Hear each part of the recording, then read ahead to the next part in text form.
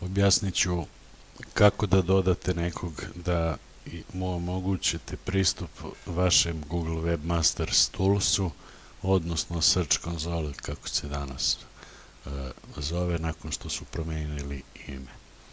Dakle, kad se ulogujete na Webmasters Tools, onda idete na vaš sajt,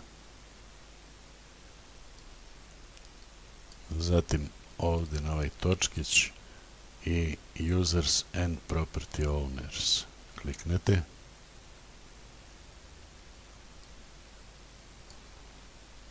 Tu vidite postoji vaš mail i idete na Add New User, dodate njegov mail